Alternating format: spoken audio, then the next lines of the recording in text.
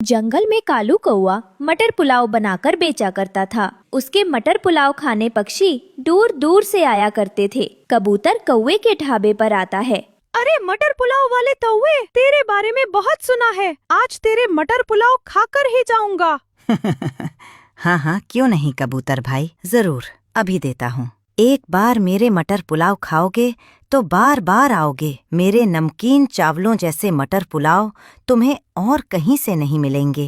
फिर कालू कौआ कबूतर को मटर पुलाव देता है और कबूतर सारे ही मटर पुलाव चट कर जाता है। देखा मेरे चावलों का कमाल। हाँ हाँ कौवे, दूसरे पक्षी एकदम ठीक बोलते हैं। तेरे मटर पुलाव तो सच में बहुत लाजवाब है। एक प्लेट मैं अपनी पत्नी के लिए भी लेकर जाऊंगा। कबूतर अपनी पत्नी के लिए मटर पुलाव लेकर चला जाता है। कालू कौआ दिन भर काम करता है। उसे मटर पुलाव बनाने और बेचने से फुर्सत ही नहीं मिलती थी और देखते ही देखते कालू कौआ जंगल का सबसे अमीर पक्षी बन जाता है। मैं क्या करूं? मटर पुलाव खाने का मन है, लेकिन मेरे पास पैसे नहीं हैं। एक बार मैं जाकर देखूं, क्या पता कालू कौवा मुझे उधार मटर पुलाव दे दे। चील बहन को मटर पुलाव खाना बहुत अच्छा लगता था, मगर उसके पास पैसे नहीं थे।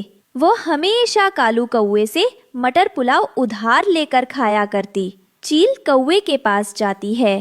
कालू कौवे, मुझे बहुत भूख लगी है, एक प्लेट मटर पुलाव दे दो। चील, मैंने जब से ये काम शुरू किया है तू बस उधार ही खाती है। पहले पुराना हिसाब क्लियर करो, फिर मैं मटर पुलाव दूंगा तुम्हें। कालू कौवे, मेरे पास पैसे नहीं हैं। मैं बहुत जल्द ही तुम्हारा सारा हिसाब क्लियर कर दूंगी। प्लीज आज मुझे उधार मटर पुलाव दे दो। नहीं दूंगा, तुम तो ऐसे ही बोलती हो। चल भाग जा यहाँ से। आज कालू कौवा चील को मटर पुलाव नहीं देता। चील बहुत चालाक थी। वो पास में बैठे तोते के मटर पुलाव छीनकर भाग जाती है, मगर वहाँ खड़े सारे पक्षी चील को पकड़ लेते हैं और चील की खूब धुलाई करते हैं। इतनी हट्टी कट्टी हो, शर्म नहीं आती?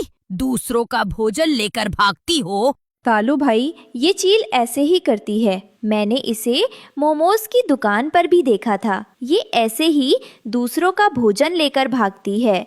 अगर ऐसा है तो फिर इसे और मारो और इसकी अकल ठिकाने लगा दो। मत मारो, मुझे मत मारो। मैं दोबारा ऐसा कभी नहीं करूंगी। अगर कुछ खाना हुआ तो पैसे देकर खाऊंगी। छोड़ दो मुझे। चील ऐसे सब पक्षियों से माफी मांगती है और वो सब चील को छोड़ देते हैं। चील वहाँ से भाग जाती है। बेड़ा गर्क हो उस कालू कौवे का। मुझे मटर पुलाव भी नहीं मिले और फ्री में मार भी खाना पड़ी। छोड़ूंगी नहीं। मैं उस कालू कौवे के बच्चे को बड़ा बनने लगा है। कितना मारा है सबने मुझे। ऐसे मार खाकर चील अपने घोंसले में सो जाती है। सुबह हो जाती है। चील कालू कौवे से बदला लेने का सोच रही थी। तभी उसे एक कौवी दूर बैठी नजर आती है। ये तो गोरी कौवी है। ये इस जंगल में क्या कर रही है? मैं जाकर पूछती हूँ। फिर चील उड़ती हुई गोरी कौवी के पास जाती है। चील दीदी, तुम यहाँ रहती हो? मुझे तो पता ही नहीं था। हाँ, मैं वो सामने वाले पेड़ पर रहती हूँ। वैसे तू बता, यहाँ क्यों बैठी हो?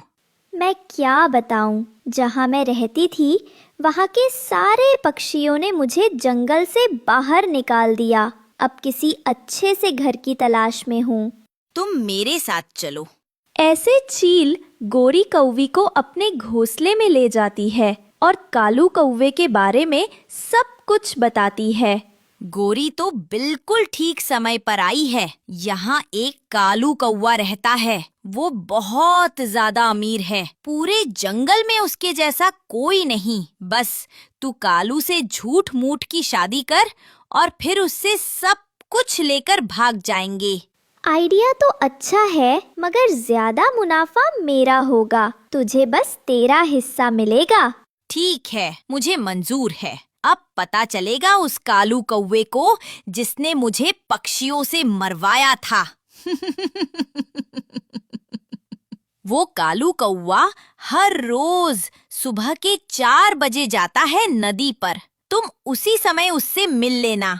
अगले दिन सुबह सवेरे ही गोरी कौवी सज संवर कर नदी पर बैठी हुई थी। कालू कौवा भी वहां आ जाता है। गोरी को देखकर कालू कौवा गौरी कौवी के पास आता है।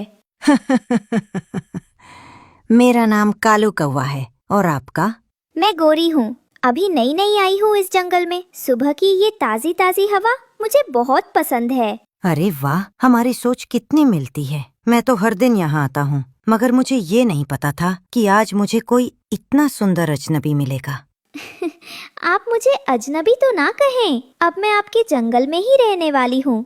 ऐसे गौरी कौवी कालू कौवे से मीठी मीठी बातें करती है और कालू कौवे को अपने जाल में फंसा लेती और अगली सुबह दोनों फिर मिलते हैं। ये छोटा सा गिफ्ट आपके लिए लाया हूँ। इसकी क्या जरूरत थी? आप भी ना, जरूरत कैसे नहीं थी। ये तो कुछ भी नहीं है। आप मेरी पत्नी बन जाए, फिर देखना, मैं आपको सोने का हार और सोने की बालियां भी लेकर दूंगा। तो मना किसने किया है? मैं भी आपको पसंद करने लगी हूँ। ये तो मेरी किस्मत जो आप ही मुझे पसंद करने लगे। तो फिर ठीक है, हम बहुत जल्द शादी कर लेंगे। गौरी चील के पास जाती है। चील दीदी, मेरा होने वाला पति तो बहुत अमीर है। ये देखो, शादी से पहले ही उसने मुझे सोने की अंगूठी दी है। गोरी, ये नशे की दवा है, इसे अपने पास रखो और शादी की रात हम उस कौवे को ये नशे की दवा देकर उसका सब कुछ लूट कर भाग जाएंगी। फिर अगले दिन कालू कौवा गोरी कफी से शादी कर लेता है और उसे अपने घर ले जाता है। कालू जी, मैंने आपके लिए हलवा बनाया है। हलवा तो मुझे बहुत पसंद है। कालू कौवा हलवा खाता है और हलवा खाते ही सो जाता है। गोरी कालू कौवे का लॉकर खोलती है और उसमें से सब कुछ लेकर भाग जाती है। बाहर चील खड़ी गोरी कवि का इंतजार कर रही थी। गोरी, जल्दी बता, इस बैग में क्या है? चील दी, जेवरात और पूरा बैग पैसों से भरा हुआ है। अब जल्दी कर, हम इस जंगल से बहुत दूर चली जाती है। अगली सुबह जब कालू कौवे की आंख खुलती है तो वो अपना लॉकर खाली देखकर सब समझ जाता है। मैं लुट गया, मैं बर्बाद हो गया। वो गोरी की बच्ची मुझे चूना लगा गई, मेरा सब कुछ लेकर भाग गई।